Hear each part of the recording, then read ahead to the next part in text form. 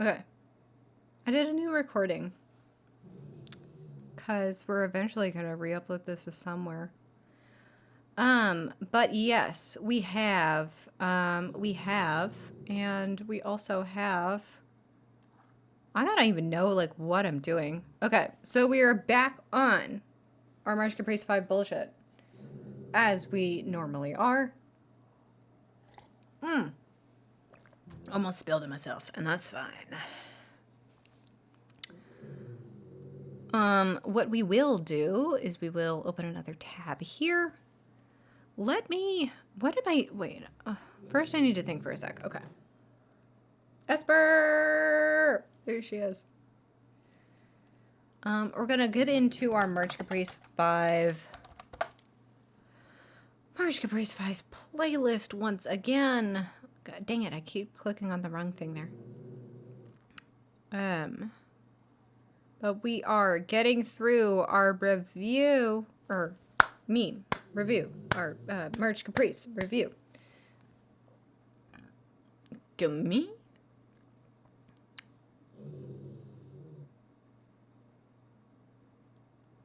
Oh no, did we watch? I would... Yes. Okay. We are getting into AZ Link, The Nature of Darkness. Ding. And I need to edit things, which I haven't done for weeks. So let me refresh myself on what I need to do. Oh, okay. I'm going to be setting up DaVinci and doing some editing stuff. So here we go. We're back. We're back in. Ava, did you want to give any updates on the post I'm about to put into the MC announcement post? Specifically about like editing stuff. Like where the showcases are. They're coming out eventually. I didn't work at them at all over my break. My break that I called a break, but is actually me working. You could say that they're coming. They're coming still, you know. The 3D stuff that I wanted to do is the bulk of it. It's, you know, it will be very fast after that. I shouldn't say that I'm going to work on it over the weekend because that's when I work, and I'm not going to work on it while I'm working. But yeah, you can say that they're coming. That like the hump of the editing process is done and should be coming out over the next month. Other showcases are being worked on and doing well. Abe's working on them right now if you want to tune in. Aw, thanks.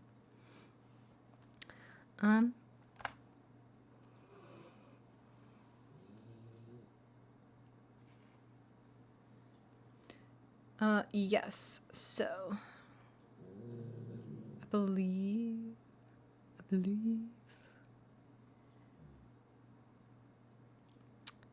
yeah, that sounds good to me. Also, I can read out. Let me see here. Okay. It's this, and I want to put this here. Okay. Sweet. Let me... Sorry, hold. Oop,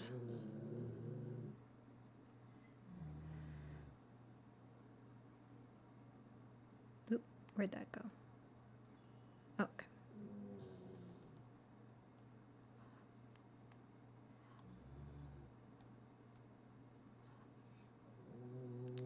I believe this is cosplay, right?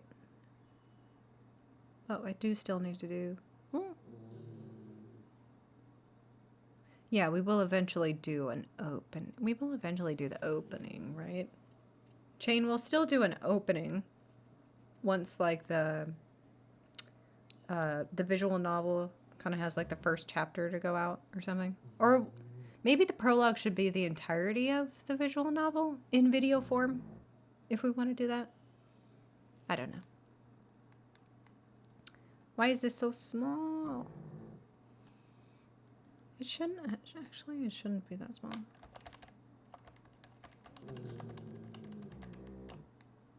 Okay.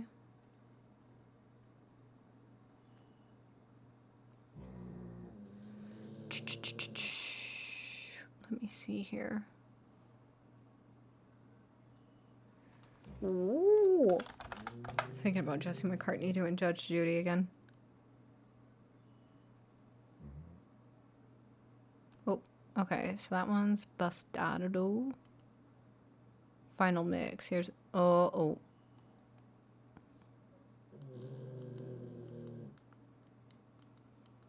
Hello? Okay. Maybe yes. Okay. Here it is. You'd have to ask Nicole. As for the cosplay showcase, it should be done with like one more stream, and then I'll upload it to the drive so we can add the opening to it. Awesome. That's awesome. Cheap viewers on Streambo.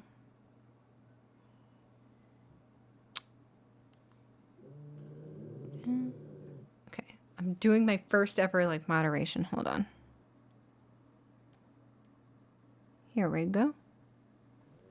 Mr. Electric, kill them!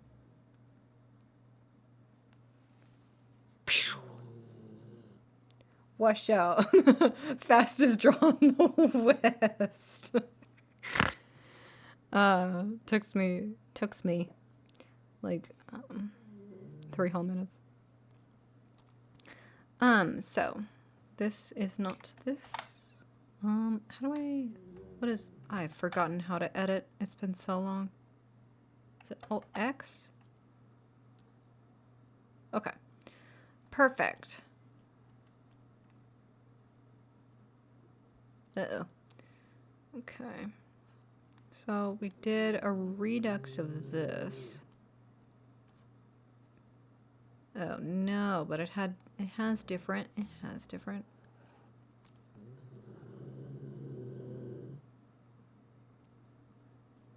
So we should do this. This is all exactly the same, right? Oh wait, I should check. This is cosplay, right? Oh, no, it's Cosmic Arts. I want to do cosplay first. Here we go.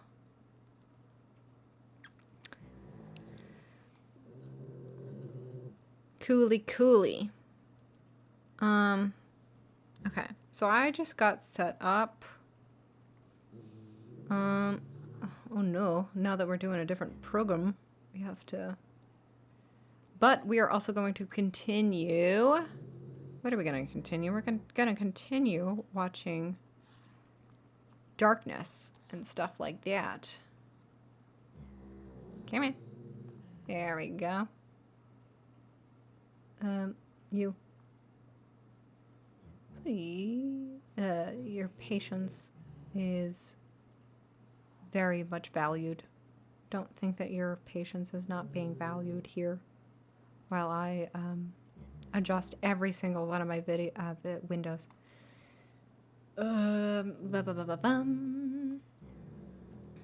This should also go. This should also just go here. That's. No, that should be.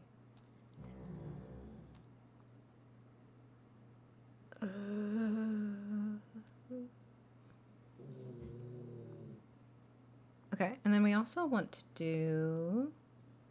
There she goes. Nature of Darkness. Okay. How you doing? How you doing? How about you do like right here, and then we'll. Yeah. That's good. How does this all look? Do you guys, is this a good viewing experience for you guys?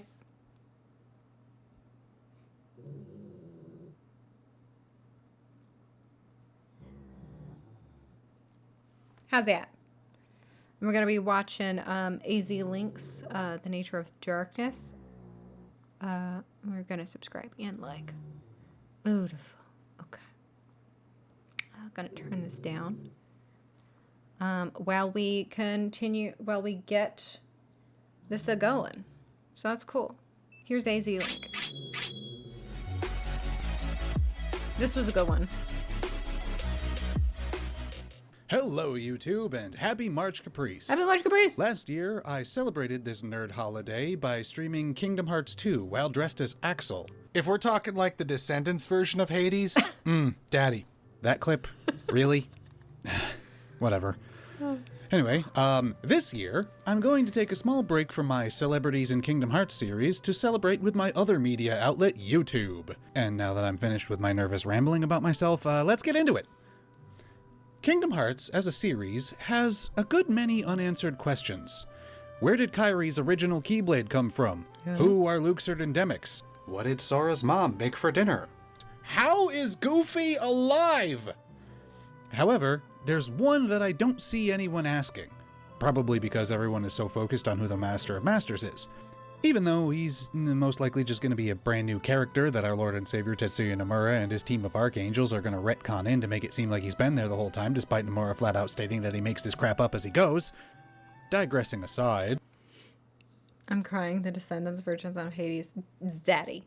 Right? Right? He's a daddy.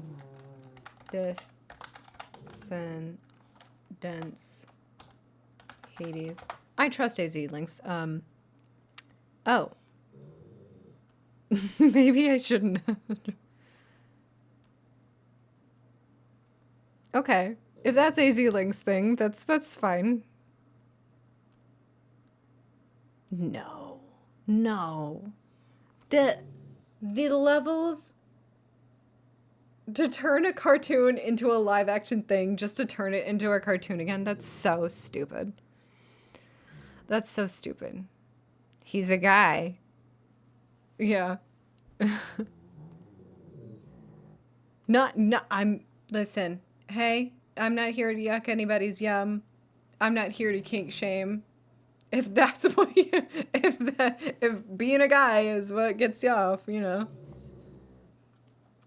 I'm not as androsexual as a lot of people, I guess.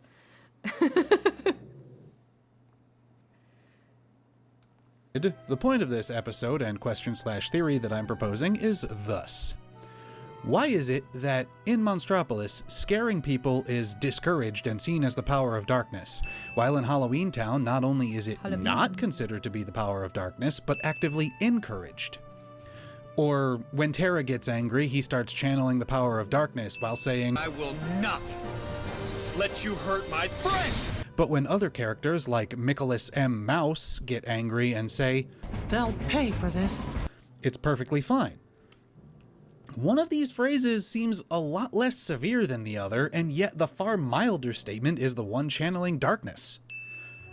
Occam's razor states that the easiest answer is most often the correct one, and the Occam's razor here is, well, story. The story of Nightmare Before Christmas is that being scared is a good emotion, and Jack is the good guy, even though, at the end, Jack literally ran down and murderated Oogie Boogie in cold blood while he was running for his life in abject terror, but let's not talk about that much. Jack is the hero, scaring people is his job, and he loves it, so we should love it too, right? On the other side of that creepy, mysteriously sticky coin is the story of Monsters, Inc., which sees being scared as a bad emotion that the heroes actively work against and just as actively work to find an alternative. Then there's Inside Out, which shows that all emotions have their good and bad sides, and it becomes a whole big can of slimy, wriggly, wormy guys with 6 arms, and I'm not going to get into that today. Plus, Inside Out isn't even in Kingdom Hearts, so be gone from here, vile feelings! But I went and got off track. Let me find the rails again and remind everyone that this is Kingdom Hearts. And moreover, this is a Kingdom Hearts fan theory, and fan theories are, much like Kingdom Hearts itself, complicated. So let's try and look at this from a Kingdom Hearts lore perspective. Also, I promise, I will get back into the Terra Mickey thing, just let me get rolling. But before we get into the heart of all of this, I'd like to run down just what darkness is in the context of Kingdom Hearts, as well as the two movies I'll chiefly be referring to. First off, what is darkness? Darkness is one of two metaphysical forces in the Kingdom Hearts series, with special powers and wills of their own. Kind of like how death was a force in the Final Destination movies, or the Force was a force in Star Wars. Yeah, the Final Destination movie, didn't the new one just come out? I find it intriguing from a... Yeah, I really like how it like personified death. I'm too scared. I'm too scared of scary movies. Especially like movies that are like along with in like the Saw kind of like torture porn-y genre. I don't know. It's just a little too intense for me. I would much rather like do like paranormal like stuff. That's more fun because that's just ghosts, you know. They're all around you all the time anyway.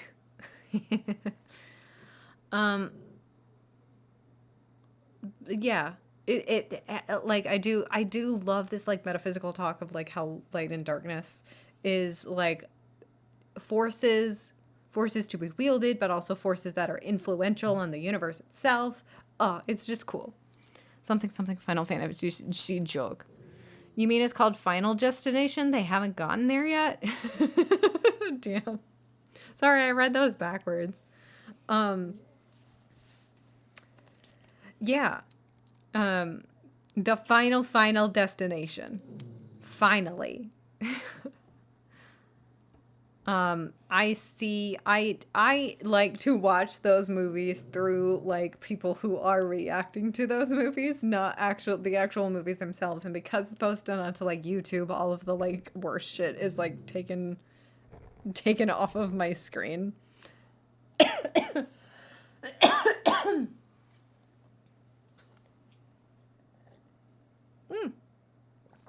Oops. Ugh. I got just the string on my tea bag. But very cool. Very cool. Very cool discussion stuff. Also with two sides. There's also special weapons that only certain people can wield, and clunky exposition, and comedy sidekicks. Star Wars really just is a perfect fit for this series. How can there be so many people that don't want it? Ooh. Calm down. Okay. Now that I've gathered myself, it should be noted that, much like Star Wars, darkness's opposing element is the force of light. Now, as with most things in this batshit crazy series, these seem pretty innocuous on the surface. The good guys follow light, the bad guys follow darkness, light good, darkness bad, done. But, as with most things in this batshit crazy series, if you make like Mama Odie and dig a little deeper, you'll find more than blue skies and sunshine. In fact, you will find that it really isn't all that simple at all. You tend to find some people willing to do some truly, objectively evil things in the name of light. A good example would be, I don't know, starting a full-scale war with 5 armies of teenagers as your primary combatants. Oh, and doing absolutely nothing as they all commit what is essentially self-induced genocide. Yeah, that doesn't exactly sell me on the idea that you're the good guy. You're just farting into a I don't like evil things. Duh. And that is darkness. Sometimes, but not always. Not liking evil is sometimes evil. You know. Fan at that point. That's not enjoyable for anyone except for the perpetrator. And also, yes, this is a Disney series. Now, for the whole reason I started this essay, the two movies about scaring people. Starting with Monsters, Inc., you have the darkness-aligned bad guy in Randall, who is exceptionally good at scaring people, specifically children. But here's the thing. He was the number 2 scarer, and Jim Preston Sullivan was number 1. So that means that he should be the biggest bad guy, right? There should be, a world boss fight against Jamie Perseus Sullivan, a la Beast from KH2, right? That would be awesome, but no, there's not. There's something more going on. And the same goes for The Nightmare Before Christmas. See, for all the differences between the two movies, the characters really are very... Oh.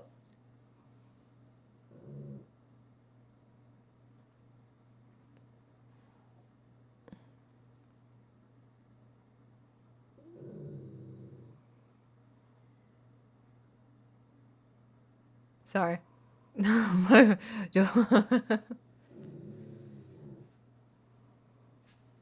My brain just like froze there. What am I doing? I need to find, I need to find something real quick. Hold on. Everybody pause. Everybody pause. Everybody pause. Everybody pause.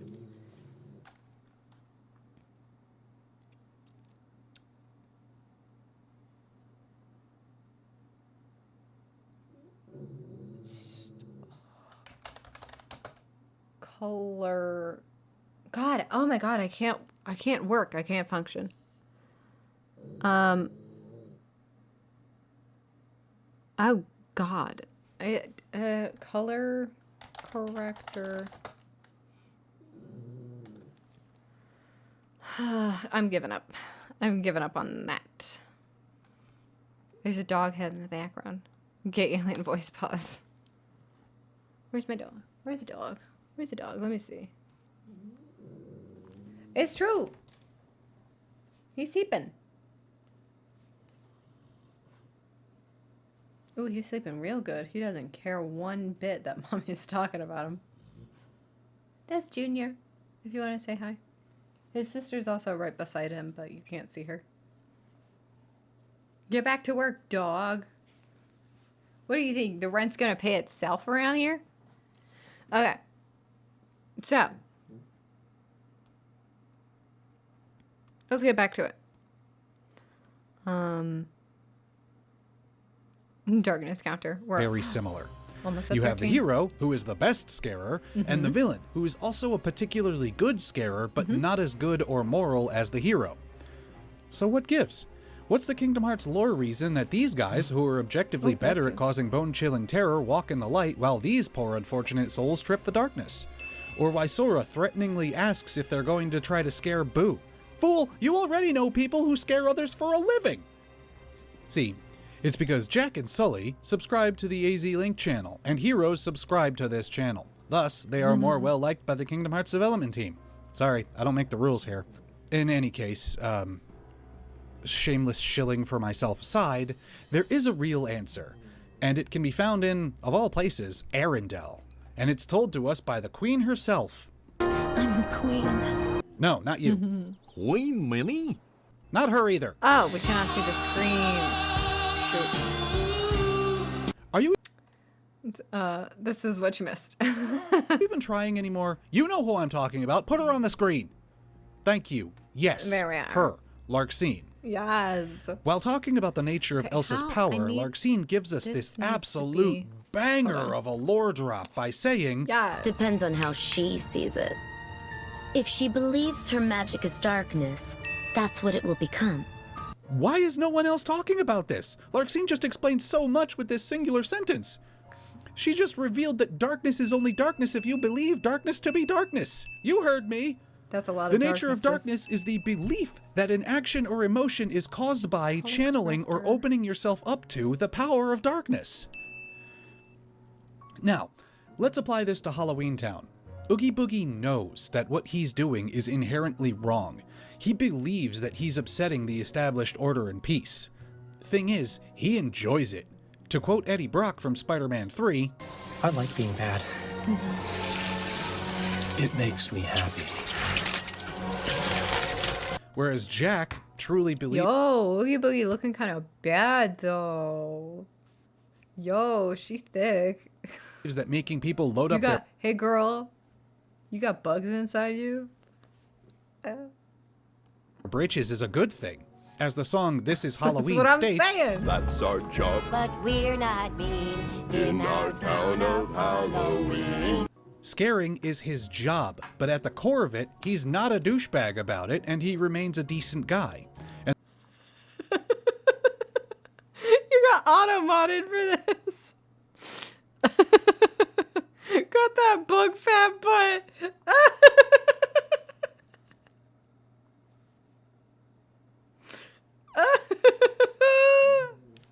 Fat bug butt. Man. Makes me different. Let's go, Automod. Let's go. the same goes for Sully and Randall. Bad guy do bad things, good guy do bad things, but for better reasons while not seeing them as bad. And now, we finally apply that to the Crazy character who has a style. short temper and is often tempted by power and influence. My brother, like, what is it, 5 months late, I finally showed him Crazy Style, and he won't stop talking about it. Maybe fart on it a little bit. It's like, where were you? I've been Nosferatu all over the place, all right? Crazy Style. Crazy style. Why are you showing Tara? I'm talking about the other character with a short temper who's tempted by power and influence. You know, for a minute there, I was afraid we were gonna lose Donald to the curse of the treasure. Yup, me too. That's right. Donald Fauntleroy Duck. Fauntleroy. Donald and Tara have a good many similar traits when you get down to it, except Donald is honestly kind of worse. This guy stole treasure, deceived his friends about said treasure, decided it was a good idea to wake up his best friend by tasing him, and even tried to go back in time to change the course of the future to escape his controlling partner. Dude, if there's a problem, sit down with her and talk. Tara, he just gets angry sometimes. And is duped by Hook into putting Peter Pan in his place. Okay, we did it. So we finally did it. Why is it that Tara gets triple Norded while Donald gets to be a friggin' guardian of light? Well, honestly, it's because of Ericus. I'm not trying to say that Ericus is a bad mentor, but he did teach Tara that anger and a desire for more power are traits which lead to darkness, while Donald just had people who accepted him. So while Tara believes that his personality quirks lead him down a dark road, Donald is just out here saying... Or Mickey not having Ericus telling him for years that anger is, as Billy Zane might say... Hold up, well then there, motherfucker! No, not that! All right. Gotta run, but good luck with the work. Thank you. I will work it out, Hunty. I realized I was old when my nephew was telling me all of the new memes. That's how I learned about Crazy Style. Bye, Jane. Yeah. It's crazy the way that time moves, huh? It just keeps coming and it won't stop coming and it won't stop coming and it won't stop coming. Let me... Oh, you know what I should do? I should read you guys the announcement that was just posted to the March Caprice. Oh no, that's a lot of words actually. But one thing I do definitely want to do is, of course, you know, you're watching me work on this slowly, so ever slowly, but because Missing Link got canceled, we will not be allowing any sort of leak discussion on the server. We're aware that it's a hot button topic in a dry desert of Kingdom Hearts news, but we're drawing the line for the safety of the staff and other people in this server. Please do not share, solicit, or hint at how or where to attain them or who to get them from. We also we're also aware that some content creators are openly discussing the leaks via social media, and we ask that you don't link to them here. So I don't even know what you're working on. I just like your video. Oh, thank you. I will get to your comment in one moment. So yes, I think there is definitely a difference. There is a line to be drawn, right? With Missing Link being canceled, there is that piece of it being lost media, but you know, there is definitely released media that you can sink your teeth into with the betas. Please go look to your favorite content creators who posted their playthroughs of that. But like, there is that line to be drawn, right? The leaks were never supposed to be official released material. If you really want to go look at them, you can go find them in your own Discord servers. Don't break them into March Caprice. Thank you very much and good night. I am working on March Caprice 5 stuff. Even though the event is long since over, we still wanted to put like some finishing touches on it because it is a lot of work to be done in the 3 weeks that we have between like final turn-ins and when these showcases go up. So there's always something that we have to cut for time. So we wanted to put in the extra effort to just make sure everything was tied up nicely with the fine polish that you expect from Merge Caprice before we release them for the forever versions that are going to be on the March Caprice YouTube video.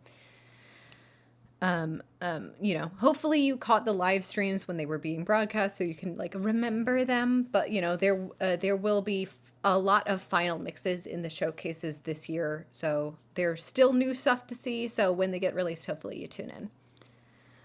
The betas had some pretty cool Moogles, and nothing else matters to me. Okay. Moogles, valid. Cool Moogles, valid. Only caring about the Moogles, also valid. Sure didn't. Absolutely. Yes. So once I can figure out how to, I can have just completely forgot about this. I like when Moogle wear coat. That's for sure cute. Oh. Like, I don't care about seeing or sharing links. I only want to see the Moogles. That's true. That's true. I don't mess it up at all if I do this, right? Because I need to look up how to do this real quick. Okay, perfect. So you guys Let's watch try this it while again. I figure out how to Nikki edit. doesn't believe that his anger is... tied to the darkness. Yes, much better. So when he wants to make the infamous they pay for killing Goofy, he didn't accrue any more interest in his darkness account. In fact, when you run down the series as a whole, every person who is aligned with or uses the power of darkness believes that, willingly or otherwise, what they're doing is dark in nature. For my last example, we need to look at Riku. Riku is a complicated one because he walks both in the darkness and the light. Rewinding all the way back to 2002, Riku fully succumbed to darkness, yes, but he only did it because he believed that he had to. After all, the only people he could find with an authority on such matters told him that aligning himself with the darkness was the only way to help Kairi. He fully believed that he needed the power of darkness, so that's what he got. And then he spent a lot of time trying to suppress it, all the while believing that it was still there. Thus, darkness stuck with him. Fast forward to the ending of Chain of Memories, Another Side, Another Story, Riku conquers the darkness inside, manifesting itself as Ansem, the Seeker of Darkness. I'll get into that in the next paragraph. The ending of 358 Days Over 2 saw Riku believing that he needs to dive headfirst into the power of darkness in order to stop Roxas. So he did, and his belief turned him into the most... I remember the Nintendo Gig Leak from years ago, and there's a lot of curiosity there, but I also understand being respectful about not spreading it on channels that want to remain professional and not spread it all around. Absolutely. And that's, you know, if you want to go view the leaks, that is entirely up to you. But again, like it's Merch Caprice's official Discord, straighten up and fly right. You're not you're in Mama's house tonight, okay? You are not in your own home. It's Mama's house, and what Mama says in her house, it goes. All right. I'm good never seeing a leak. And yeah, you know, it's not the end of the world, you know. But like it is their marketing. Hey, marketing is also an art form. And you know, it would suck to have all of this hard work that you put into dropping something when it's supposed to happen and like someone just steals your thunder. That would just suck. I almost said, "Okay, Mama." Okay, Mama. Okay, Mama. Mama, I'm going. Oh, Mama, I'm in your house, Mama. Okay, Mama, Mama. Yeah, I don't care. Yeah. Yeah. I'm just fine being called Mama if you want to, like, make sure it's gay. A gay Mama. Mama. Plus, some of the stuff might be incorporated elsewhere or other projects that I'd rather wait until they are appropriate released. That's a very good point. Yeah. The only leak I want to see is in my house. I don't think you want to see that in your house either. I don't think that's good for you or your house. I think actually, like a leaky roof, a leaky bladder, even. Leaks. I don't think any leaks are good. I think leaks kind of bad across the room, across the board. All right. No leaks. We're an anti-leak broadcast. Anti-leaks. No leaks. Powerful being of darkness that he had ever known. This brings up another question, actually. Is the darkness in Riku actually Ansem, or does it just take that form because that's what Riku associates with it? After all, his voice did change after the events of the original Kingdom Hearts. Changing voice actors having canon reasons may be a bit of a stretch here, but this series canonized why Mickey doesn't have a shirt in that one scene. Wow, how did the rails get all the way over there? Anyway, after a while, Riku has a sort of epiphany to try to do what only one other person has ever thought possible. He tries to use the darkness in order to serve the light, and he's been doing so ever since. In fact, the one other character that I mentioned who has a similar thought process to this also has desires to become the epitome of darkness itself, the end goal being to return the true, untainted light. That was the goal of the Dark Seeker himself. That was the goal of Master Xehanort. So, I guess I could cap this off by saying that if there were a tangible reason for why darkness acts as it does, this, to me at least, is the most likely. Nightmare Before Christmas and Monsters, Inc. got me thinking about it, and then Larxene sent it over the top. Am I overthinking this? Oh, yes. Most definitely. At the end of the day, darkness and light are largely just elements to a grander... I just wouldn't want someone who worked hard and then used those assets on another project and now it's just in the ether for everyone to see. Absolutely. Yeah. That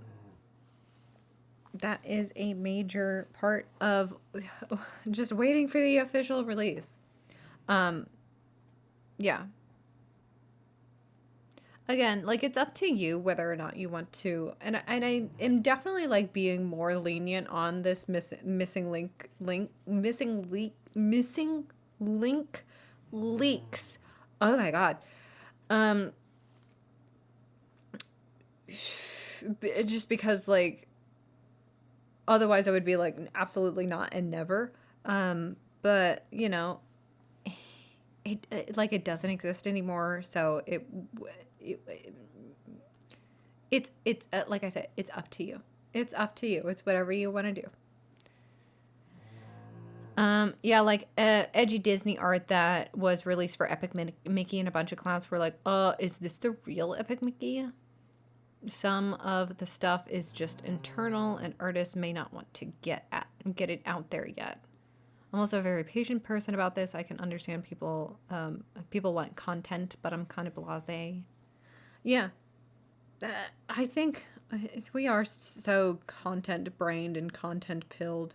You can, like, enjoy things for more than a second. You know what I mean? Live in an ocean of... Thankfully, we live in an ocean of content slop. Yeah. You know, there's always a March Caprice to look forward to every year.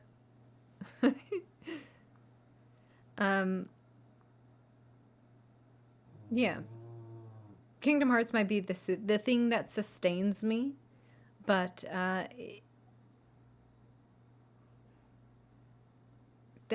like a lot of things and I like a lot of people. You ever watch a movie and think I can make a post about this? All of the time.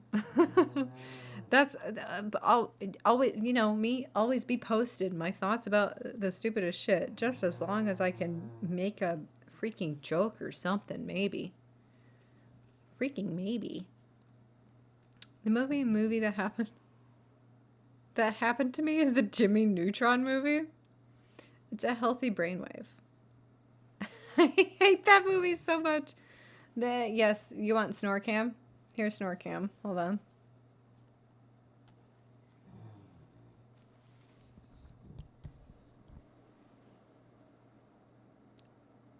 I hope Jimmy Neutron dies without disrespect.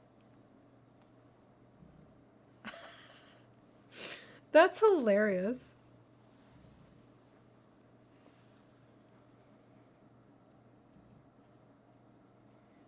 Jimmy Neutron was a discount Dexter. Can you zoom in on the dog? Can I do that? I don't know. Oh. Okay. Maybe I'll just make him... Junior, when you want to come over here, honey? Hello, you want to come here? Are you big sleeping? Oh, I know. I don't know how to zoom in on the camera, so I'll just bring him over. Come here.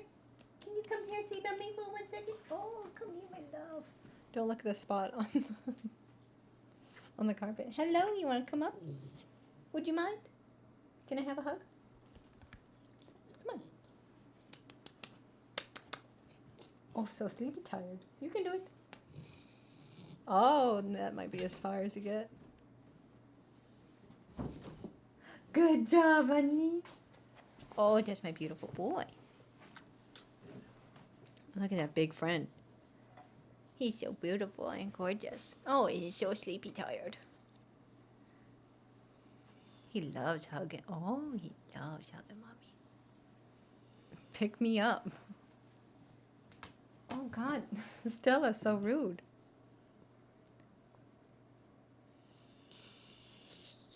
You've been working so hard, haven't you? On camera so long. Even while he's thumping.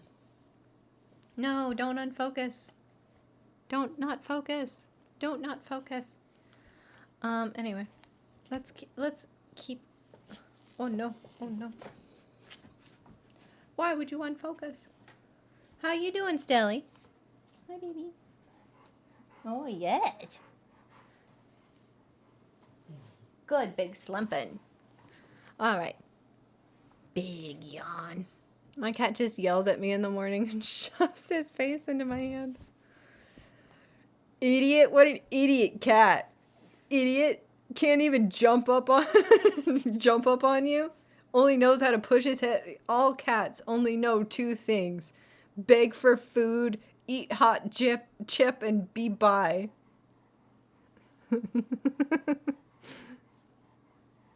It sucks so bad. No. He's a good kitty. If that's your kitty's name, Nico. Cute. That's all I know how to do. Dumb bycat. Story. And that's pretty much it. But also, at the end of the day, it's up to us, the Precious fans, baby. the overthinkers, the overthinking fans, to make sense Shove his face into your hand just once for me. of things. Because God knows Nomura isn't going to do it for us. I'm still waiting for an explanation for this shit. Yes. So what do you think? Tell me this. Someone was saying maybe like Missing Link was gonna talk about this with Kairi and her Keyblade and where the F Riku got it from. Oh, if that's true, that would truly like make me mourn Missing Link like a loved one. He didn't care as much for it. Oh no. This is my first theory-esque essay that I've written for YouTube, and I've had a lot of fun doing so, honestly. It's a good video. I mean, if you like this essay and you want to hear/see more, then I guess check out some of my other episodes. I have a few short stories that I wrote, as well as a breakdown of celebrities that have made appearances in Kingdom Hearts. Those are actually my biggest videos so far, which is... it's crazy, so thank you guys for that. What was I saying? I also did a ranking of all the emblems in Kingdom Hearts 3, and Nomura could just tweet that. He's answered enough dumb shit already. I want to see it though. I want him to show his work on that. Yeah, I want to see it. I don't want this to be like the Paopu fruit is the precious puddle of promise or whatever it stands for.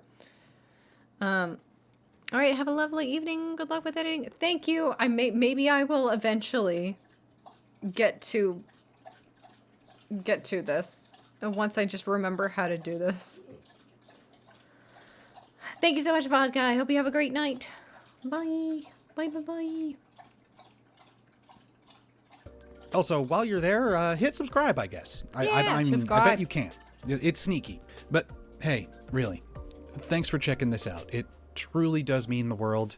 And happy March Caprice to everybody Happy out March there. Caprice. This is a nerd holiday that really resonates with me.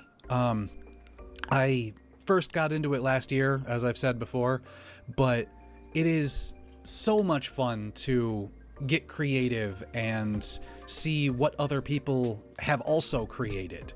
And it really makes me want to start doing collaborations with other creators for March Caprice. Or not just for March Caprice. It can be for whatever.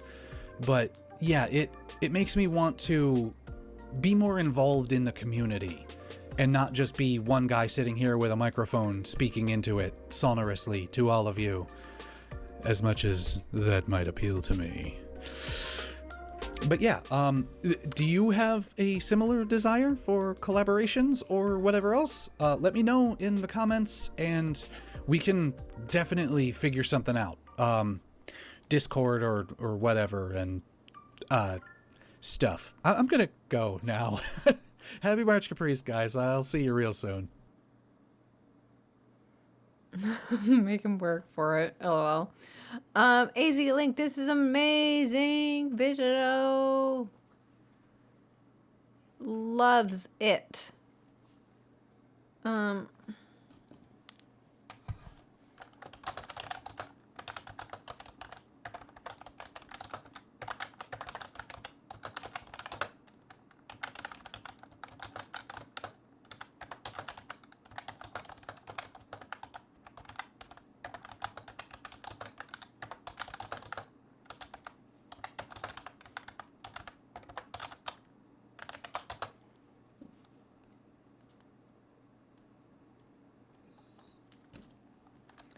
Also, super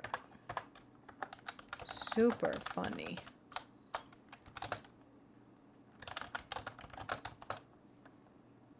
Also, super funny.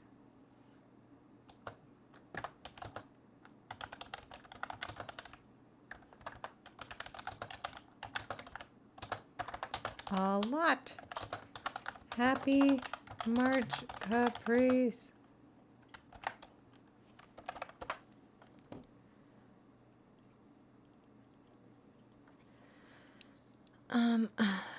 I hadn't seen any of his stuff before. I usually just watch you and regular Pat. I don't get super deep into the a lot of Cage stuff. Make sure to leave a like. Yes. Make sure you are subscribed and it is liked. Thank you for reminding me. Yes, but like this is a great video, AZ Link. Amazing discussion and also packaged like so funny, so good, so funny and so good. Later. Later.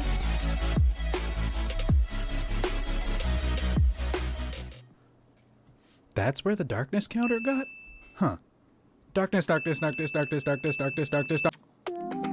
Girl. I have lots of sides.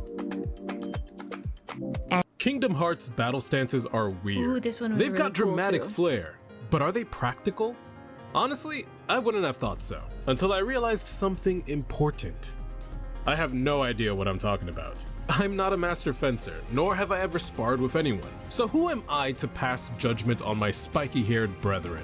That realization sent me down a rabbit hole of historical combat arts where I discovered a treasure trove of stances and movements, each with its own unique utility.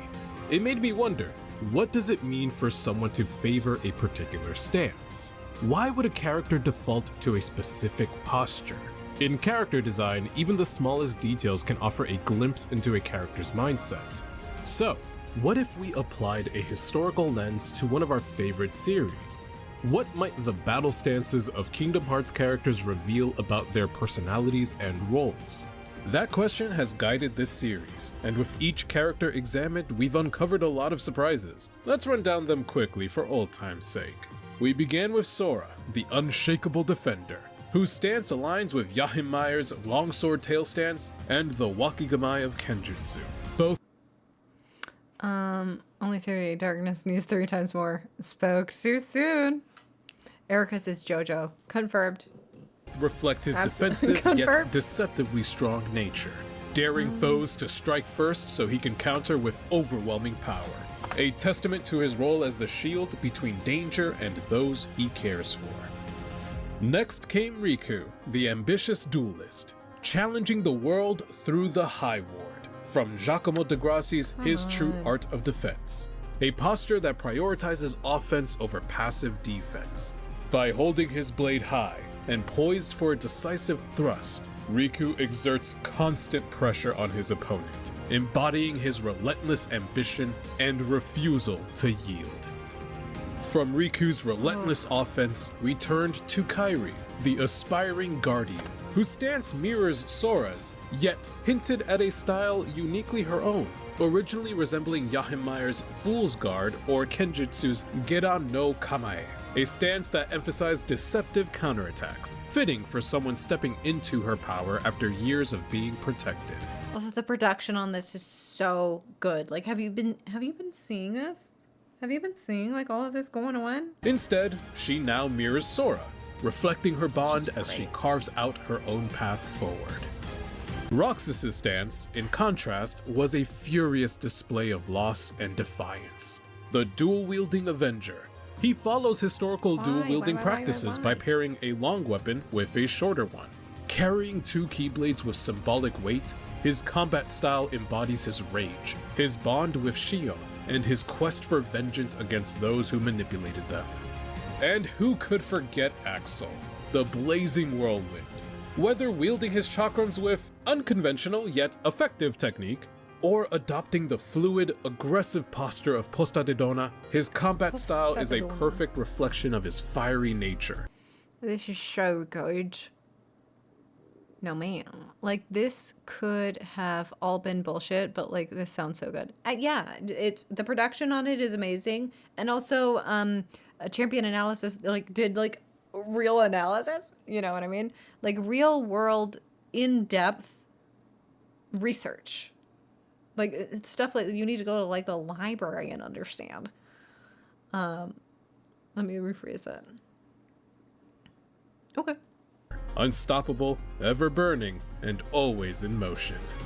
And then there was Shion, the defiant replica, a warrior who began as a reflection but became something far more. Though she inherited Sora's stance, her true identity emerges through movement.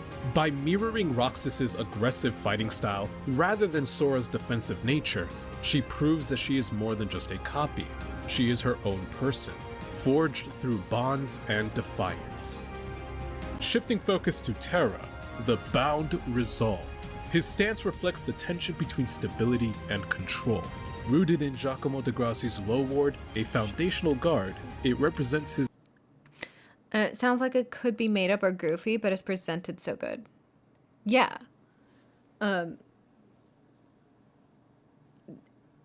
is that, right? It's that thin line between you have to take yourself seriously enough for something to commit all the way to the bit. Otherwise, if you don't do that hard enough, you do come out looking like silly. You look more cringe by not embracing the cringe, right? Sometimes. That's the Kingdom Hearts motto. Hey, you know what? Embrace your inner cringe. There are 2 wolves inside of you, and you should pet both of them. Junior, get off of my pillows. I tell you this all the time. Come here. Thank you. What a good boy. There he is. Yes. Yes. What a good boy. Nice winking. If you say sorry if this is cringe, it's 1,000 times more cringe. That's what I'm saying. But, like, Champion Analysis isn't even getting, like, close to cringe. This is just, like, informative. This is just, like, hey, this is just, like, masterwork. This is, hey, just, like, research. This is, hey, just, like, you know, a well-put-together freaking video. his desire for discipline to combat the darkness within, yet also hints at the internal battle threatening to undo it. While Terra struggled for control, Aqua, the disciplined Spellblade, embodied precision. Why is this doing A this? one-handed variation of Wakigamai manipulates her opponent's perception, while her grip allows for swift counterattacks. An elegant balance of strategy and structure, fitting for a Keyblade master striving to meet an unrelenting standard. And last but certainly not least, Ventus, the rebellious Swiftblade, prioritizes speed through his reverse grip, which allows for a faster draw, enabling him to strike quickly in close quarter. Just be your freak self. No, this is the coolest thing. No, absolutely. I just want to make sure that, like, I am also, like, not saying that he's cringe. We're talking about cringe as, like, this is self-help. We're doing self-help for the people that need it. Completely independent of how cool champion analysis is. Ventus holds his key upside down because he's dumb.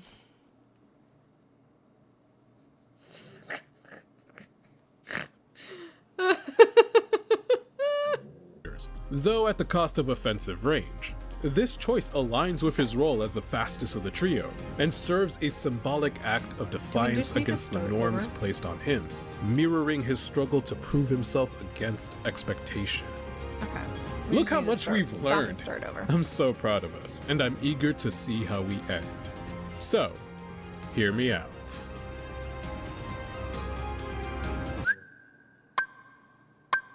And like the menu stuff comes in. Oh my god. Yeah, this is cringe talk therapy. Yep. I'm your therapist, your mother, your mother's mother. Listing your vacation rentals on Booking.com opens the door to more guests. Like this bunch. Booking.yeah. Ericus has an unyielding dedication to the light. Who calls the cops on you? Light and a desire to shield the world. Hear me out. Ericus' stance reflects the most fundamental form found in nearly all schools of Japanese swordsmanship. The back foot points to the left, the right foot leads, shoulders remain relaxed, and the blade is aimed directly at the enemy. This stance is optimal for adaptability, providing balance and readiness to transition seamlessly between offense and defense. I believe this iteration is the Shin no Seigen from the Asayama Ichiden Ryu, where the blade is held up to the opponent's eyes rather than the chest. This subtle difference creates control over the opponent's movement by presenting Esper, how's it going? We're doing March Caprice 5 stuff. And also, of course, rewatching some videos. This one by Champion Analysis was so cool.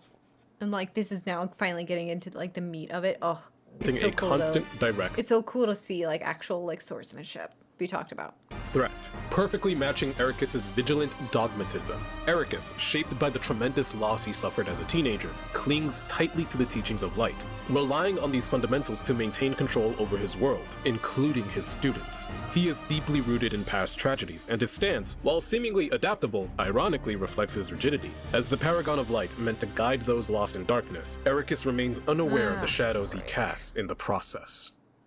There's not much else to add here because this is the analysis I'm most confident in. I don't have any alternative interpretations to present, as I'm fairly certain this one is spot on. I recall someone in the comments mentioning that this stance does more than present a constant threat. It also disorients the opponent's perspective. Fascinated by this idea, I tried to look further into it, but there weren't many trustworthy sources. However, I did find something. A blog. Wait, I know, it's questionable, but stay. Ooh, yes, their battle stance analysis was such a good one. Okay, so I think I figured out that what I wanted to do for this isn't working. So let me explain. In case anybody cares, which you probably don't, but in case you do. So there are two different ways that you can render in Blender, which is what this is made in. One of them being, oh, I've completely forgotten now.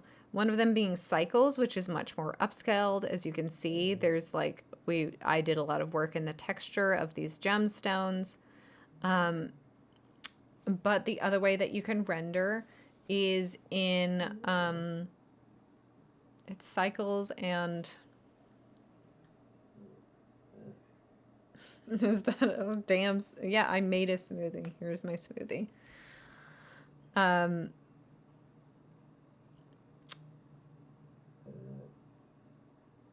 So Cycles is the more upscaled one that actually has like you can do like translucency in it, but the other one that's more basic and a lot faster to render is kind of just basic shapes and colors here, as you can see.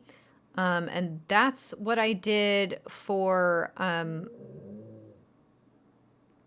the base of this, but then on top of that I put one that was just the book being rendered out, that has the nice gems in it. But as you can see, there's a little bit of a lip here that's like holding the book up on this pedestal that we got, right? So that lip is supposed to be there, but I initially didn't render this, the first Cycles thing with the pedestal included. But Cycles also puts out a different color profile.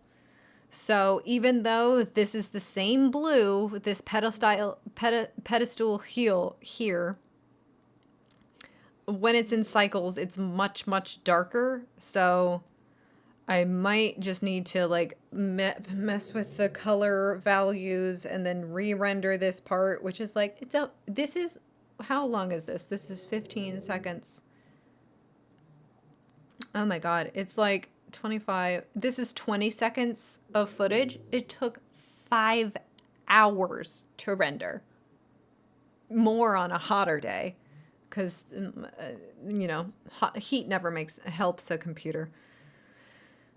So that's another day that I'm going to have to dedicate to messing with the color values and rendering this out, just so I can include that little lip there. But like the whole point of this is to be perfect. So maybe if I wake up early enough tomorrow and start a render, it'll be done by the time I want to stream. Probably not. I should wait till Friday. So book countdowns are going to be a little while longer. Oh God. Oh yes. It looks so pretty. Sorry, I didn't have anything valuable to say. Couldn't you just do this with AI? It'd be a lot faster, look horrible, and also waste more water. And also, I think like there's definitely, it looks bad. It's plagiarism, just an amount of plagiarism out the, oh, also very funny joke. Thank you so much you got me. I was about to get real mad.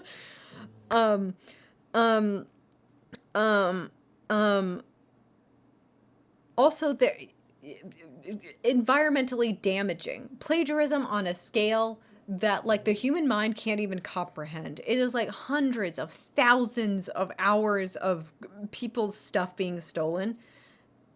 Environmentally damaging. And also something, another like layer of AI that people don't talk about as much is like these like data processing centers that they have put around. They're not being zoned correctly. They're not following the code that they said they were. Like there was like one, I think it was like a Meta one that was in Atlanta or so, I think, that they built the facility.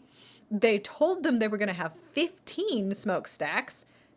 There's 30 smokestacks, and they just never let anybody know.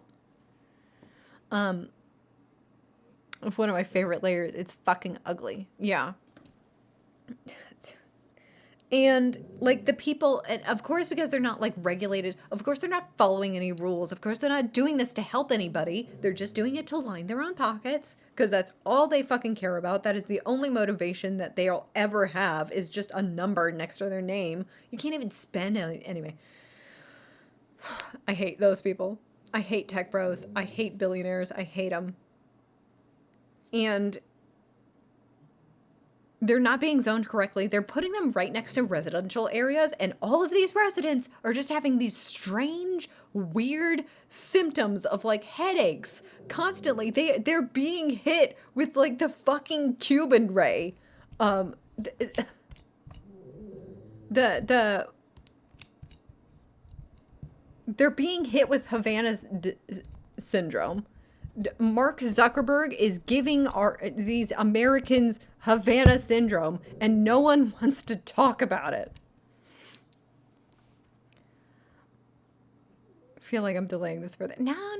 I love it's good. It's a good subject to talk about. Also because I like it's just kind of wasted a whole day because like I'm not getting this editing done. I think we just need to accept that I'm not getting this editing done right now. And I'm going to complain about AI for 2 more seconds, and then I'm going to full screen Champion Analysis's video, and then we're going to probably, maybe watch like 1 more video, and then we'll end. Oh my God. Yeah. Mark Zuckerberg is giving Mother Dearest, my mother who beats me type beat. It just like it's what are these? They're giving people cancer, like random headaches, like throughout the day, just like fainting spells, higher blood pressure. That means they're giving you cancer. That means cancer. They are just cancerifying you. They're hitting you with the cancerification beam, and like no, they can't be stopped. Like, oh, sorry, just sorry about your AI cancer, but you know. We need to also destroy the planet and steal every bit of intellectual property from you. And also make sure everything looks like shit. Sorry. What, do you want things to not look like shit? Weird? That's weirdo? Weird? Strange? Okay. So let's finish Champion Analysis. Anyway. This one.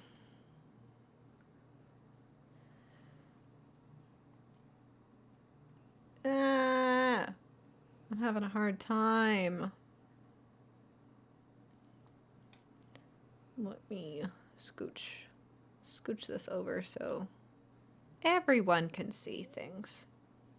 Awesome. And you know what? Let's put this here too.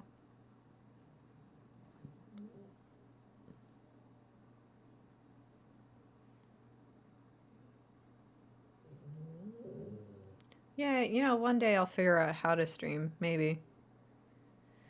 Only kind of invested in it. Did that do anything? Oh, sorry, I hit you in the face. Ah!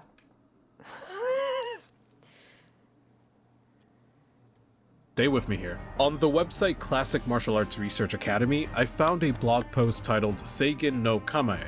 This is the general title given for Seigen in most schools of Kenjutsu. The post was written by Dr. Kasem Zogari, a researcher and practitioner. Well, like that. Well, and this is one note about like Champion analysis and his research is that he apologizes for like doing a blog entry. You know what I mean?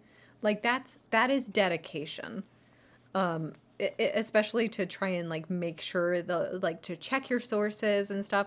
That's not everywhere. You know, we're talking about a lot about AI slop, and the people that appeals to are people who would take like shortcuts of just like finding any old thing on the internet anyway. You know what I mean? People who actually care, and it makes good things. I don't know why you're not interested in making good things. That's my, I guess, fundamental disagreement with people who do like AI and also, I guess, like, you know, content slop, period. People who would like make content out of leaks. It's about like being content brained and just making money with that, no rhyme or reason or thought about who you screw over, who you like lead astray. It's all bad, top down. It's all bad. I think like you should care about people. You should care about the work, because You are put on this earth to make art, not to make money. Be a person. Of Japanese martial arts. He holds a PhD in Japanese history, has delivered numerous lectures on the subject, and is recognized for his in-depth studies of classical martial traditions. Although a blog post isn't the most academic of sources, the person writing it is enough for me to give this more credibility. Dr. Kasem writes how an opponent's sight is scrambled by the blade being pointed towards their eyes. It's as if the body is hidden behind the weapon, while the arms direct the blade's point. Finding a photo of it from the first-person perspective was also pretty difficult. This is super But I did find a photo of Dr. Kasem doing it with a staff instead. It's the same principle regardless. As you can see, the angle makes measuring distance a bit of a challenge here, forcing the opponent to be more cautious, indirectly influencing their movements. This effect could contribute to controlling both physical and psychological distance between fighters. I believe this idea can be grounded in the broader practice of managing the opponent's focus and exploiting distance, which is a core tenet of any martial arts tradition. This is the stance Ericus adopts, and I believe it reflects more than just technical skill. It reveals something about his character. By adopting a stance that embodies control and vigilance, Ericus unconsciously mirrors his rigid worldview, where every move is calculated to maintain order and suppress chaos.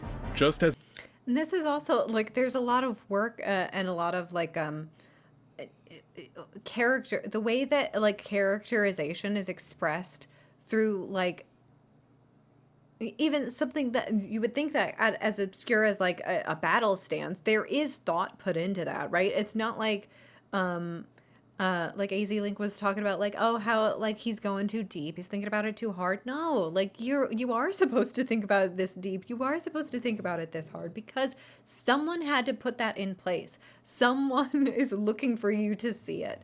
And that's the thing about art, is that you are put on this earth to make art, and you are put on this earth to consume art.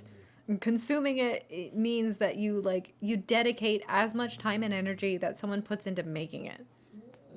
Is art.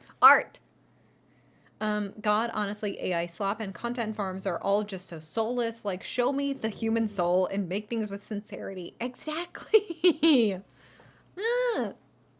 Be a person. Just be a person. As his blade disorients whoever it is pointed at, It's not hard. Ericus's inflexible perspective similarly unsettles the students in his life. He keeps Ventus sheltered in the land of departure, afraid that exposing him to darkness will awaken something uncontrollable. He places the weight of responsibility on Aqua's shoulders, indirectly making her an enforcer of his ideals, even if it means standing against her friends. And most notably, his strict philosophy drives a wedge between him and Terra, pushing his student further toward the darkness Ericus so desperately sought to prevent. But Ericus is not simply a stubborn. It's just so cool. Sorry, I just have to pause once again and say, like, it's just so cool how much character work you can glean from something like a battle stance, and how this is all interwoven and connected, and it helps each other, and it helps make a more complete story. It's really good. It's really good. Teacher. Like, it being both Ericus's character work in the official stuff, and also Champion Analysis's analysis of that character work. It's very cool, very cool. His fear is deeply personal. He witnessed firsthand the horrors of darkness, and he and Xehanort were the only survivors of their class. The others, their fellow students and friends, were lost at the hands of someone they once trusted, who succumbed to darkness in their grief. That betrayal left an enduring scar, shaping Ericus's deep-seated anxiety, and leading him to adopt an unyielding stance against dark. Sorry, I'm just remembering Dark Road and how it's like, God bless them. And they also had like a lot of work kind of cut short for them. That's sad. Where it's like you start Dark Road, and it's everybody's introduced, and like Baldur especially is just like such a pure innocent, just pure innocent little baby boy who's just so pure and innocent and good and pure. But because they got fucking shit canned, they immediately had to jump cut to him in a mental ward.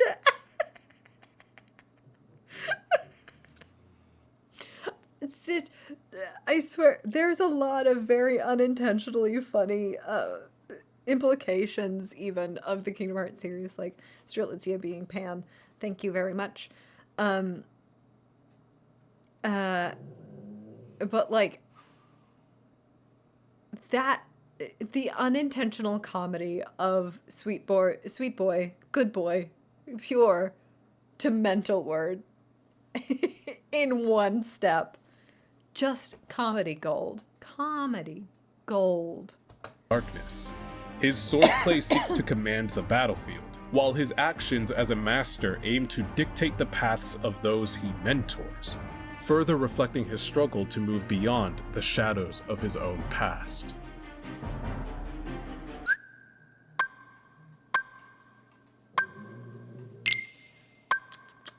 Love the UI. Love the UI. Huh. Mickey's, well, hear me out. He's a talking mouse wielding a sword taller than him, so I wasn't expecting proper swordsmanship. He shifts around while idle. Also really appreciate like reincorporating short form content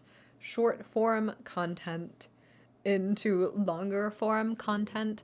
You know, I hate like talking about content this way, especially after we've been talking about like art for art's sake and whatever. But like, is this just like a good use of your time? Being an artist is also like trying to at least be somewhat realistic in this capitalistic hellscape that we have. But like, even if it was like not for like a moneyed way, like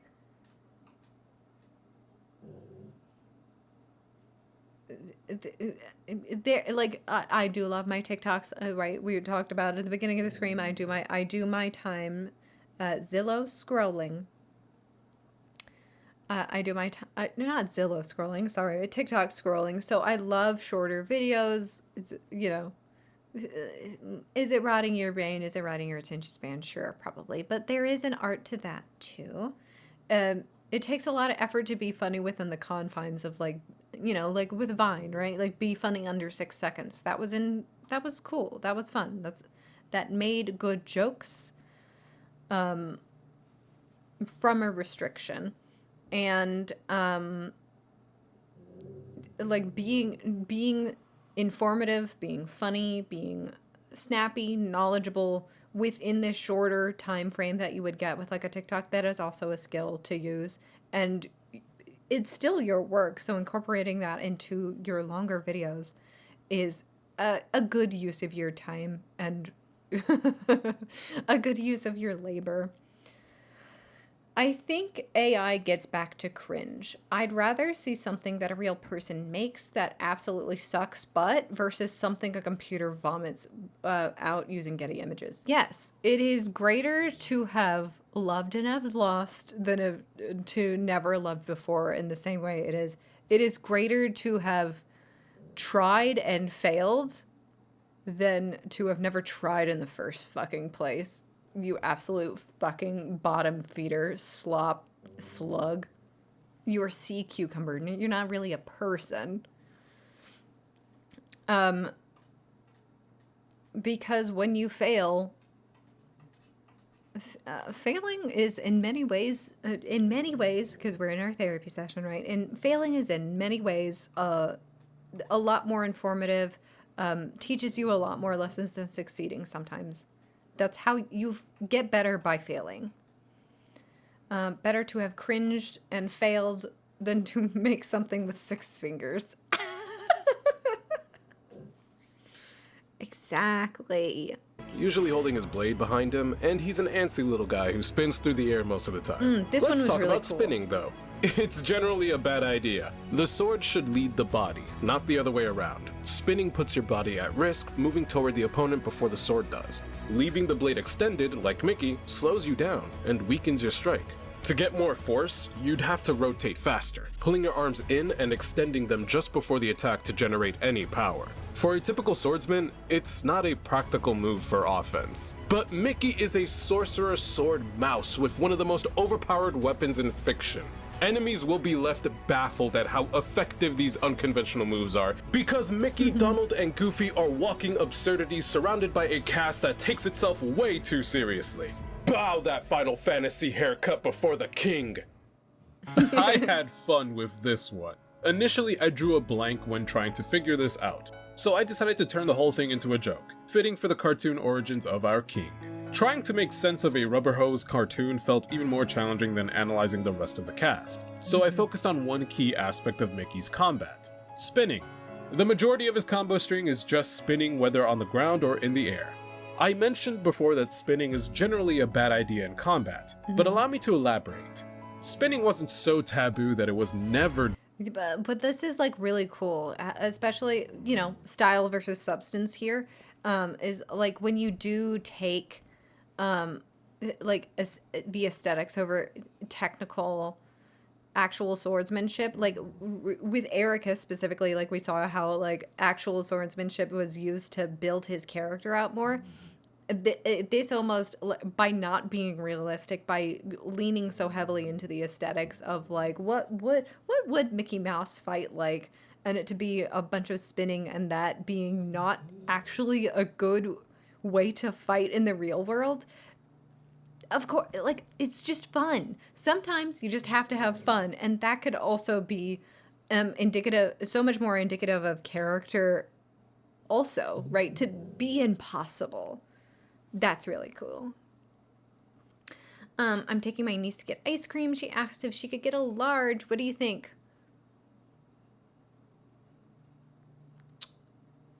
Well, has she done like her homework today? And by that I mean, you know, like played Kingdom Hearts and is able to tell you what the difference between a Heartless and a Nobody is and how they are formed? If she can answer that question, then she can get a large.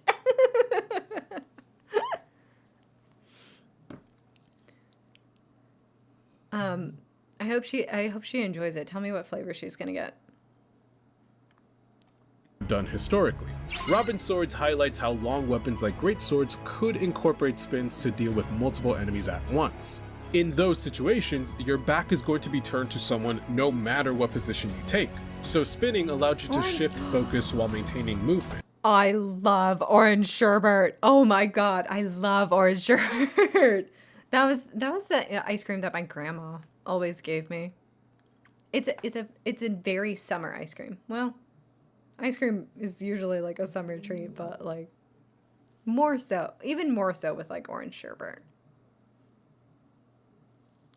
With strawberries. Oh my god.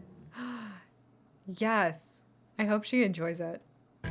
Plus, the Great Sword's mask could naturally carry you into a spin if you let it. Although Mickey carries a standard-sized Keyblade, he's also just a little guy. So maybe all the spinning feels natural to him since his weapon is relatively large for his size. But the spinning and yet the cartoonish, the aesthetics over substance can also be somewhat substantiable. So whatever it is. Describing here isn't meant to resemble a Beyblade. Robin's Sword demonstrates historical spin attacks that feature much more technique. There's a transition into a thrust, slight pauses to reposition, and the blade remains in constant motion, even when the body doesn't. This is even more apparent in a demonstration by Montante Niño. While I can't find much about this creator's credentials or activity anymore, their video speaks for itself. Mickey Blade. Both creators base their techniques on the 16 Simple Rules of the Montante by Diogo Gomes de Figueiredo, a Portuguese fencing master who codified the rules for the Montante, a large two-handed sword designed for crowd control. These techniques often include spins to reposition strategically, as they were created with the expectation of fighting multiple opponents at once. Although Kingdom Hearts characters frequently fight off waves of enemies, Mickey doesn't seem to— let her rip. Sorry. God, how somebody mentioned Beyblade and I didn't say let her rip? I failed. I failed. Anyway, so let her rip. I guess you could let her rip. To spin strategically. Instead, he becomes a buzzsaw, spinning continuously regardless of context, which isn't the most advantageous approach in combat. But as I said in the original short, the king can do whatever he wants and still make it work. That's just the power of Disney. And that's everyone. The whole squad of lights and their respective... Yeah, I think they just say let it rip, which sounds way weirder. Beyblade, let it rip. Right? Yeah.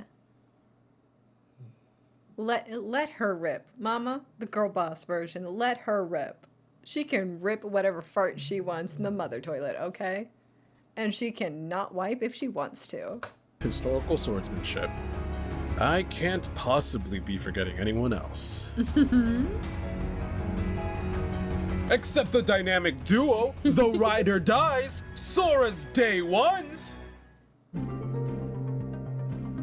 Oh my god. And so Io I didn't is even notice it merging was an with ad. Hope. Frig.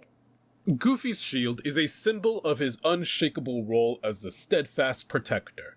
Goofy leads with his shield, leaning into it with his legs spaced apart for stability. His bent forward posture suggests a proactive and defensive stance, ready to absorb impacts while remaining prepared to push forward or create openings. This perfectly aligns with Goofy's role as the tank of the group. He's always willing to take risks for others, leaning into danger to protect Sora and Donald.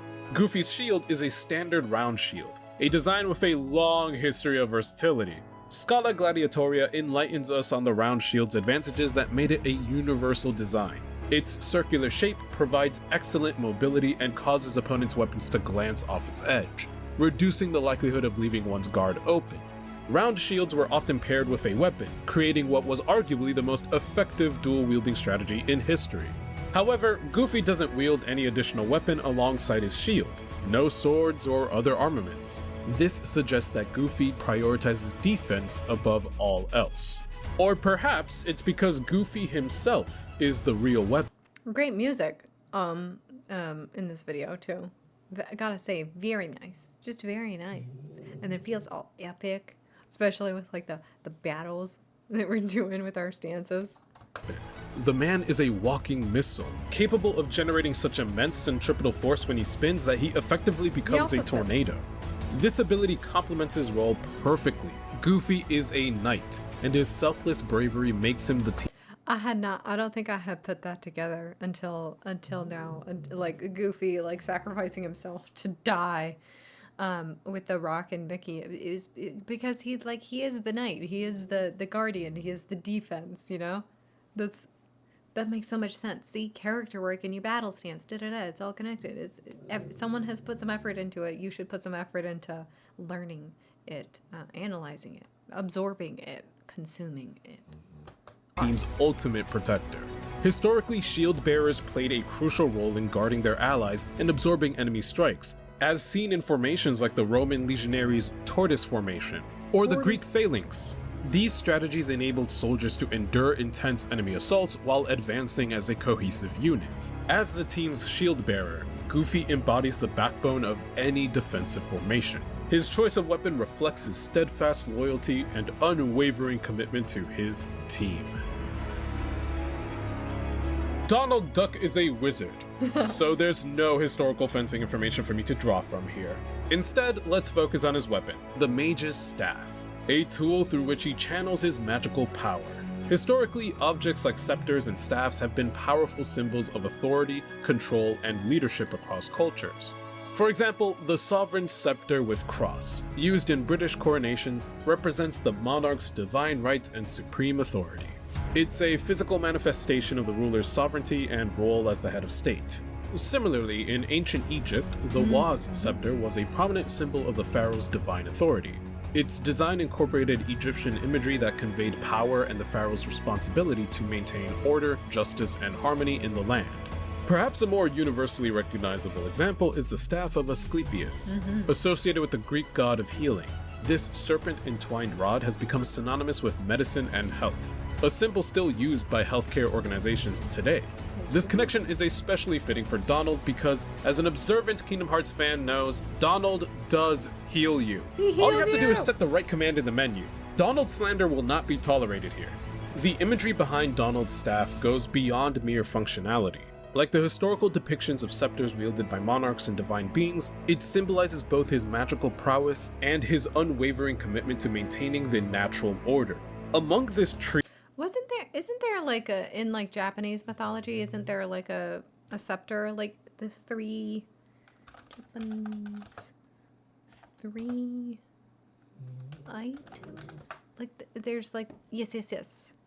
The sacred 3 treasures, imperial regalia, the sword, the mirror, the jewel. Oh. Whoops. Well, Nope. We're just dumb. Well, I shouldn't include you in that. I'm just dumb. Sorry. Trio of goofballs, Donald stands out as the one who consistently reminds the group of their responsibility. He balances immense power with a deep sense of duty. Whether he's blasting enemies with spells or healing his allies in their time of need, Donald channels the legacy of these historical symbols of authority and care, solidifying his role as an indispensable figure in the fight against darkness. That's so cool that champion analysis even like included like for like magic. there's still something that you can glean from like historical stuff. Something. Okay, now that's a wrap on the Guardians of Light. Yay! Thank you so much for watching. I wanted to do more than just compile the shorts I've made, and I hope these videos delivered some fresh insights. If you enjoyed this form study compendium, don't forget to like the video and subscribe to the channel. And as always, my people, who's ready for some darkness? Yes! Okay. Today, my boy becomes... Oh my god, live action How to Train Your Dragon. Kingdom Hearts. What's even like the point? It's the same freaking storyboards. Anyway, we're like a decade deep into live action remakes. It's just they're just here. Oh my god. Hopefully Snow White killed it though. Hopefully. Oh, Lilo and Stitch is still coming out. That's gonna suck too. God damn it. But anyway, like amazing video once again, champion analysis. Like I can't say it enough. This is so cool. I don't even know what's my comic gonna say. This is just like, this is just so cool. Wow, you're so cool.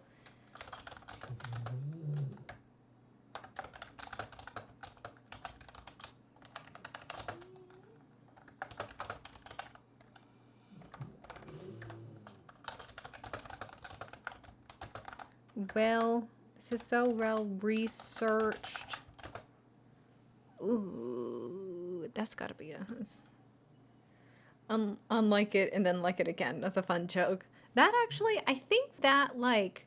Because there's something about like the algorithm I've heard like maybe years and years ago that like when you unlike something, it's like it counts as like 2 unlikes. So you're actually like...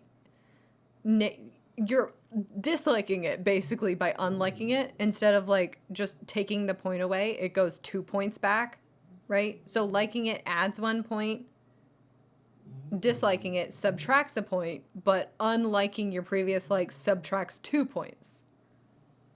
Oh wow, that sucks. Never mind. It could also be a lie. You know, it could also just be like an internet lie because no one really knows how any algorithms work. But I never want to like unlike something now because like even if I like it again, does it only do like 1 point forward? So it's still like This sounds like how anti-form works, right? It's a secret counter. Your likes and unlikes on a YouTube video is a secret counter that will eventually turn you into a crazed darkness monster. So actually, don't engage with it at all. Don't go on YouTube. Don't watch any videos. Don't subscribe. Don't like. Actually, just forget that a computer exists. Toss it out of your window. This is so cool and well researched. And really shines a...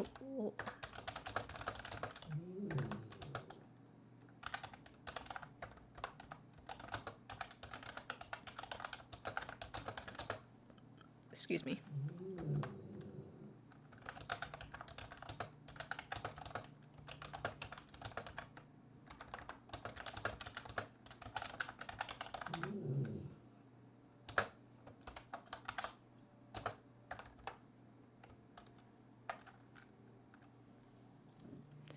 someone had to put into the caged characters.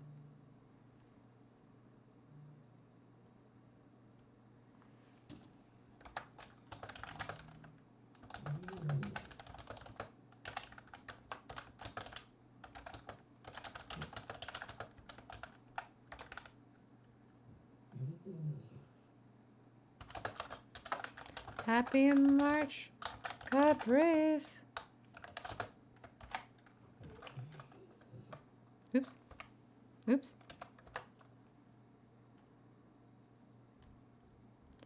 Lens. Shoot. Okay.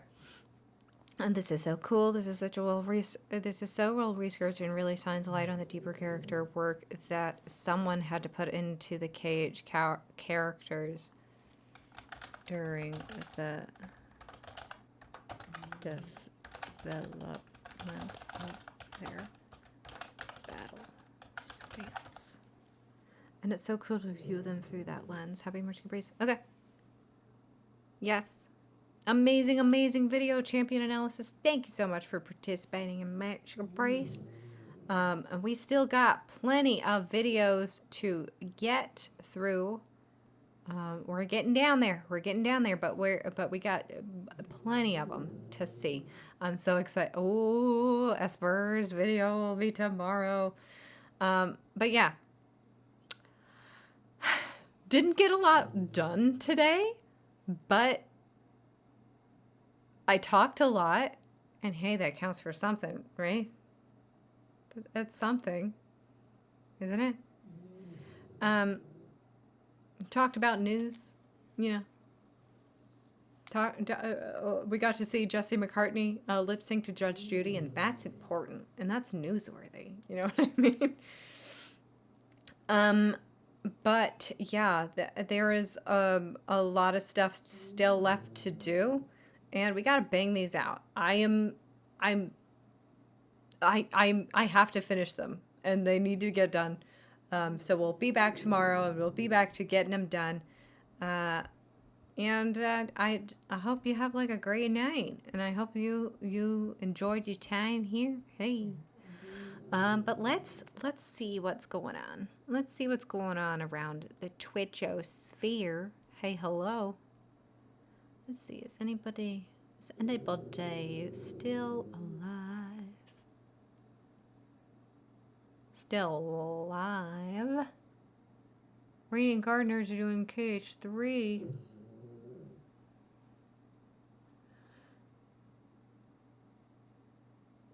Yeah. They're doing KH3. So let's go check in with Radiant Gardeners and see how they're doing. I think it's exclamation point raid.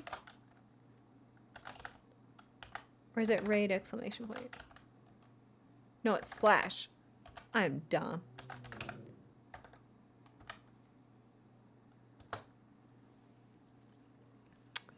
Let me pop on over there.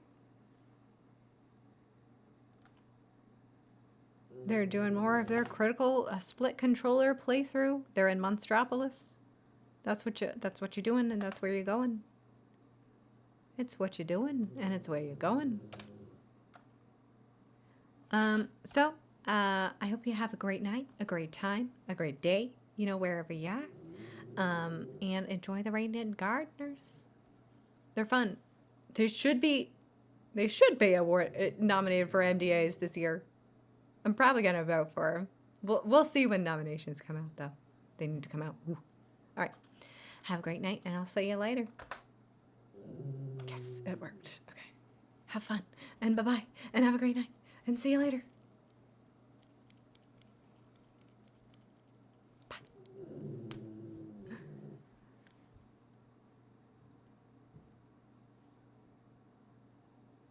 Okay, and I'll end it here. I mean... See you later.